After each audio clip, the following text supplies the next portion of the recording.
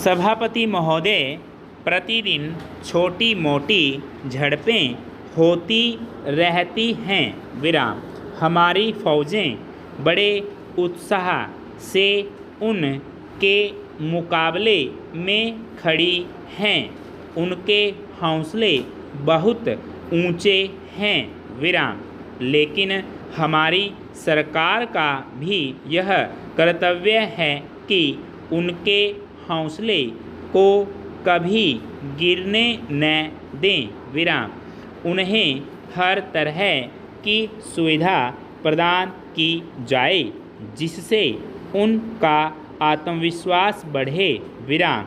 मैं मंत्री महोदय से अनुरोध करूंगा कि सरकार अपनी नीतियों के प्रचार का काम ठीक प्रकार से अपनी फौजों से करे, उनको अच्छे अच्छे हथियार दे।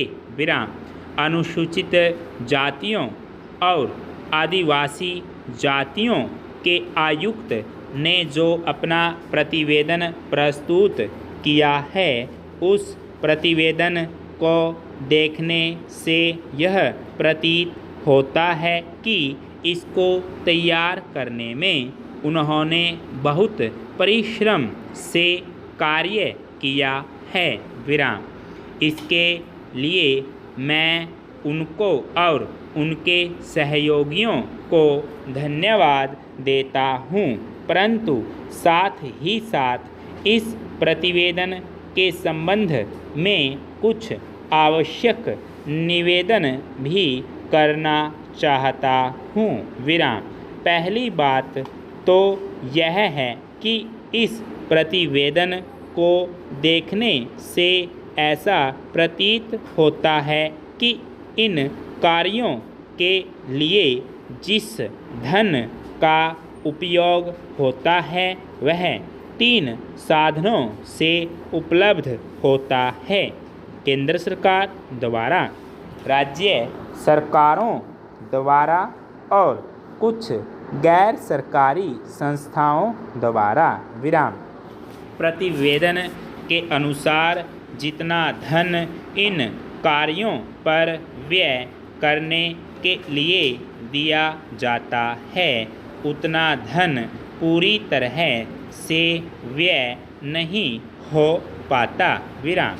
मैं यह नहीं कह सकता कि आवश्यकता से अधिक धन दिया जाता है या कार्यकर्ताओं को वह धन प्राप्त ही नहीं होता जिसके कारण से वह बिना खर्च हुए बच जाता है। विराम। मैं तो यह चाहता हूँ कि जितना धन दिया जाता है उसका पूरा उपयोग हो और आयुक्त को यह न कहना पड़े कि इस कार्य के लिए जितने धन की आवश्यकता थी उतना धन नहीं मिल पाया और विवश होकर हमको उस कार्य को बीच में ही रोकना पड़ा। विराम। पैरा। जहाँ तक राज्य सरकारों का संबंध है, बहुत सी राज्य सरकारें अभी तक इस कार्य में असावधानी से काम ले रही हैं और इस कार्य को उपेक्षा की दृष्टि से देखती हैं। विराम। आयुक्त ने इस बात की शिकायत की है कि बहुत सी राज्य सरकारों ने अनेक पत्र भेजने के बाद भी अभी तक अपनी रिपोर्ट नहीं भेजी है। विराम। मैं चाहता हूँ कि सरकार इस तरफ निष्ठापूर्वक ध्यान दे। राज्य सरकारों पर दबाव डाला जाए कि वे इस दायित्व के प्रति सचेत हों और आयुक्त को उनके कार्य में पूरा सहयोग प्रदान करें। संपूर्ण विराम।